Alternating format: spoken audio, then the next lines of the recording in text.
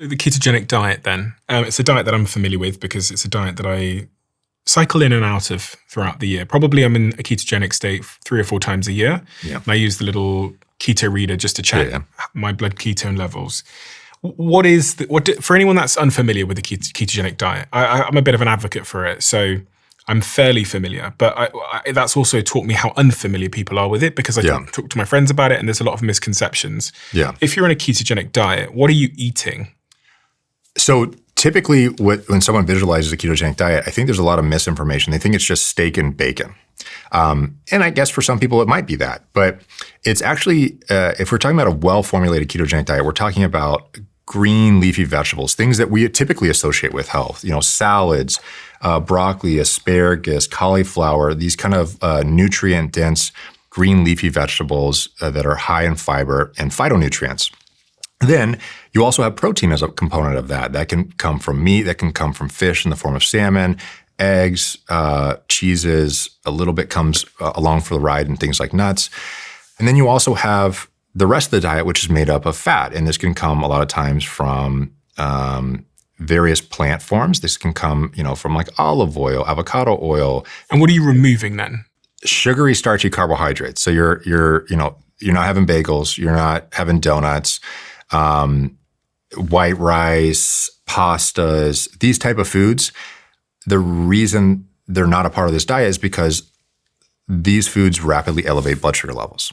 And the rapid elevation in blood sugar also spikes insulin. Insulin shuts down fat breakdown and the ability to take that fat to the liver.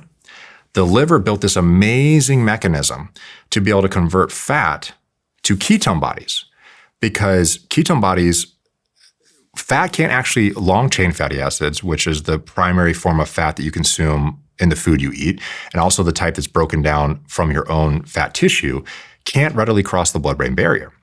And we know that glucose is a fuel for the brain, but what happens if you fast or you don't consume a lot of carbohydrates and you have low insulin levels and you can't transport the fat, which is now your primary fuel source on a ketogenic diet because you reduce glucose or carbohydrates in the diet, which causes a reduction in glucose. The reduction in glucose lowers insulin. The reduction in insulin causes fat to be rapidly broken down and now becomes your primary fuel source. And so there's an evolutionary basis for this, right? Because once upon a time, we might have gone long periods of time without eating something. And so our body turns inwards and starts using our fat stores as a mechanism to fuel our body. And that's why it produces ketones. Basically, the evolution of this diet was believed to be a cyclical, meaning on and off pattern in human history. Because if we were to go through bouts of abundance in food, we'd probably consume it as much as we can in one moment, and then we're seeking the next meal. What happens in that in-between time? If you're 100% reliant on having food 24/7 like we do in our current food environment, you would never survive evolutionarily beyond a few days. With the ability to switch from a carbohydrate-based metabolism over to a fat-based metabolism, we store months and months and months of fat energy in the event that we don't have nutrient. So it's one of the most powerful survival mechanisms we have to survive moments of famine. But we also have known since times of biblical texts that fasting has therapeutic potential, most potently in the ability to what would be described as attenuate seizures. Convulsion-like behavior was described when you just completely eliminate food. It's actually a common strategy in many religious practices because of its quote-unquote healing properties. Well, now we actually know that fasting induces a state of ketosis. We know that ketosis is actually shown to, in many of these cases, have a therapeutic impact in many of these environments, like seizures. We've known since 1921 out of the Mayo Clinic that ketogenic diets not only mimic the physiology of fasting, but also attenuate the seizures in children with epilepsy. And that work has subsequently gone on to Johns Hopkins and other research institutes to show that this is a very verified strategy for not just epilepsy, but it has been used for obesity, type 1 diabetes, type 2 diabetes for centuries at this point. And it all starts with the reduction of carbohydrates in the diet. One of the things that's been most beneficial to me, but also I know Joe Rogan has talked about this before, is as a sort of a podcaster that spends a lot of time talking, you notice high variance in your ability to think, articulate yourself for long periods of time based on my blood ketone levels and my diet broadly, but specifically the amount of ketones that are in my blood. Why is that? Why is it that I feel like I'm more effective in communication and thinking when I'm on the ketogenic diet or taking exogenous ketones versus when I'm having a normal Western higher carb diet? A lot of people would know why this is if they had the same tools and insight that type 1 diabetes gives. Because when you're consuming that diet, what is often happening is near constant elevations and dips, highs and lows in blood sugar levels that we know are ascribed to changes in energy levels. So we know that high blood sugar levels, someone can Google if they're so interested to look up the term high blood sugar hyperglycemia or low blood sugar or hypoglycemia and just type in symptoms. And you'll see a laundry list of things like fatigue, irritability, lack of concentration, shakiness. These are all symptoms of a lot of what you're describing, right? Which is changing your ability to concentrate, your energy levels. It's a very, very clear that glucose levels are linked to that. We also know that the change. Just to be clear, so is that when I'm at the high or the low in the glucose? If you ate one of these right now, what are these, oranges? What, tangerines? Oranges, yep. If you ate one of these right now, your blood glucose levels are going to go up, presumably? Yes, because these oranges are composed of bound sugar molecules together. So most fruit has a structural component to it, which is why you see it has mass to it, right? It's not just a liquid. And then that structural component binds together as a part of it sugar that's bound together. They call them polysaccharides. And those polysaccharides, when you consume them, your gut actually takes those, breaks them down into individual glucose molecules to then be absorbed into the bloodstream. That's when the insulin's released. That's when the insulin takes that glucose and stores it into tissues like the muscle and the liver for future glucose needs. And so, yes, we would presume that with this, high or oranges or even most fruits, pastas, rices would all elevate blood sugar levels. But then that accompanies with a high insulin load, right? So the more of the oranges, the more insulin that you would need. And, despite many of these foods being considered very healthy, those with metabolic disease or metabolic dysfunction may be more vulnerable to even what would typically be considered healthy foods. And type 1 diabetes is a powerful example of that. So you said you're open to eating one of these. We've got your blood glucose and insulin levels, which we're going to put on screen for people that are watching. And it'll be interesting to see how quickly we see that orange, which is considered a health food by many people, have an impact on your glucose and insulin levels. So what I'm going to do is, normally I would never do this, but I think it's very important for people to understand, especially those at home who either have a chronic disease, which is most Americans at this point, or kids who have a disease like diabetes, what the impact really could be. So let's say oranges are considered a superfood by the American Diabetes Association. So it's a fruit, highly recommended by almost every organization, USDA, American Diabetes Association, and beyond. The amount of orange is 3 oranges. 3 oranges is probably going to make up around 70 to 90 grams of carbohydrates.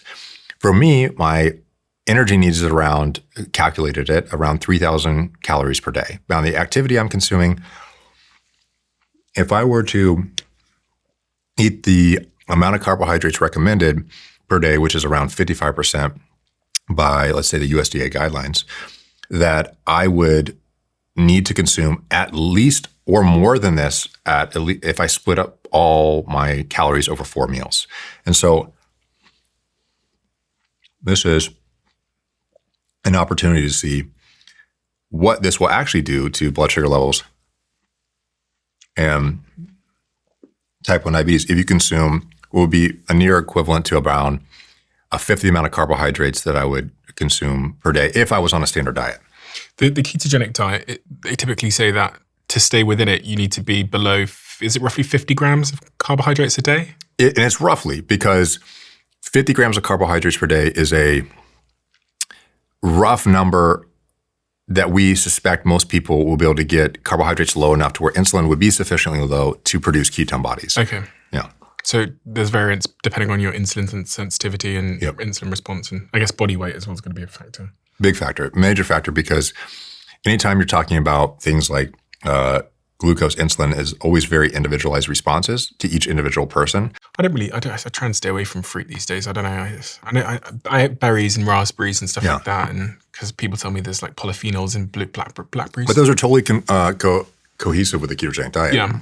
Because they're higher in fiber, so like, half of what you're consuming, not half, but a large portion of it's fiber. So it's more about the net carbohydrates. It's the glycemic metabolic impact of the food. So if the fiber is non-digestible, which in fruit it isn't, then it doesn't count, right? So higher fiber content, most of the vegetables on a ketogenic diet are higher fiber, because, it's the total carbohydrate to fiber ratio. So the net carbohydrates that really matter, because that's the real metabolic impact of food. Yeah. A lot of keto-friendly foods say like net carbs 1 gram or something, but you look at it and you go, fucking, it says 20. It's total bullshit, man. Or is it? So, 100%.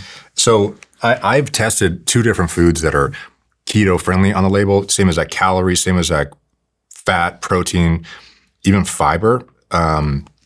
And they can produce completely different responses. I mean, the food environment nowadays, you essentially need almost a PhD in nutrition or biochemistry to walk into a grocery store and be able to understand what the hell's on the label. And I don't want to sit here and say like, oh, they don't know. Like, no, they know. I mean, there's companies who have tons of resources, food scientists galore, and they're putting 0 sugar on the label and keto-friendly as a trick because it's associated with health benefits, right? There's all these studies on ketogenic diets that can show to improve health. And so they want to have that on their label. But what is often happening, if you look on the back of the label, there's about 100 different ingredients they can swap sugar for something that has the same exact metabolic effect as sugar. So maltitol, maltodextrin, all these different ingredients that are going to cause glucose to go up rapidly. They'll just swap it. And now you can put on your label 0 sugar. If you've been in the ketogenic diet since you were diagnosed with diabetes, have you cycled in and out of it yourself? And if so, what have you noticed in terms of when you are in that diet and when you're not? So I actually came across this diet a little over a decade ago. What I found is that almost every blood meter that I was taking, this is before CGMs were present, I had to just prick my blood, 6 to 10 times a day to see what my blood sugars were. I was finding that I was very rarely outside of the normal range. And I was also finding that I wasn't feeling these extreme highs and lows anymore. When I transitioned to a ketogenic diet, almost immediately, my insulin requirements dropped substantially, around a little over 40%. So the amount of insulin I needed to take dropped dramatically. But I didn't have continuous glucose monitor. I didn't have this instant feedback of like, what is my blood sugar doing? I just know I needed a heck of a lot less insulin. And so what happened was I went into my doctor's office at the time. He happened to be the American Diabetes Association president at the time. He's like, I've never seen a blood sugar level in the normal range with someone with type 1 diabetes before. He said, what are you doing? From that point forward, that's when, for me, it like transitioned, Stephen, into like a lifelong journey of like, wow, obviously nutrition had a huge impact on me losing weight when I had obesity.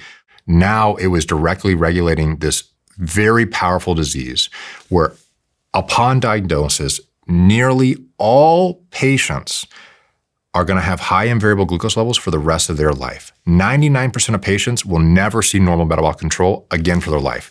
100% of them are expected to get insulin resistance. And within 3 years, we see neuroanatomical changes within the brain of children who are diagnosed. What does that mean? So it means that when we look at MRI scans of the brain, we see that children with high and variable glucose levels with this disease, with type 1 diabetes, they have shifts in the type of white and gray matter. The sections of the brain that are associated with normal brain development in childhood, they're not developing the same way. We see this within 3 years, and it's directly linked to the poor glucose control. We also know that we see signs of the early signals of atherosclerotic progression in children within 4 years. Atherosclerotic progression, what's that? So one of the primary causes of death in individuals across the world is cardiovascular disease. And how do we get that? Well, you have changes in your blood vessel and how it functions is the first and earliest signal of future what will ultimately be plaque or this kind of blockages within the blood vessel, which ultimately cause things like heart attacks or strokes. Well, in type 1 diabetes, we see that children who have high and variable glucose levels, again, 99% of patients are expected to just live this way for the rest of their life if they follow standard of care, if they follow the doctor's orders. They're going to see changes in how their blood vessels literally functionally and structurally change. Their blood vessels will now shift from being this very compliant, almost like a smooth wave, to that blood vessel now becomes very rigid. It starts to build collagen, more and more collagen around it. It becomes stiffer and stiffer. It's almost like taking a hose and turning on a hose and pinching the hose. When you pinch the hose, as it becomes stiffer and as you shrink the size of the blood vessel, it goes faster. And so we can measure that by the speed of the blood in the body. Another clear signal, one of the most powerful signals that the blood vessel is starting to change before you see plaque, before you see blockages, decades prior. These are all happening in childhood, by the way. 10 to 14-year-olds diagnosed with type 1 diabetes. We see that the blood vessel isn't able to respond to what they call shear stress, Stephen. So that means, let's say you go for a run this morning, Stephen, and your blood pressure initially increases because as your heart rate increases, the speed of the blood increases, the amount of pressure on the vascular wall increases. The phenomenon when the blood moves fast through blood vessels, it causes stress against the blood vessels. That's not a bad thing. It's actually a signal for the blood vessel to release something called nitric oxide. Nitric oxide is a potent called vasodilator. It causes the blood vessels to open up. And this is how your body responds normally to stress. Okay, you go for an exercise, vasodilation, or vasoconstriction, then vasodilation. And these are normal responses the body has. Well, what happens in type 1 diabetes very early on is that the ability to produce nitric oxide is diminished. You're not able to respond to high stress loads. So not only are the blood vessels becoming stiffer, but now the blood vessels aren't able to even respond as well to the stress.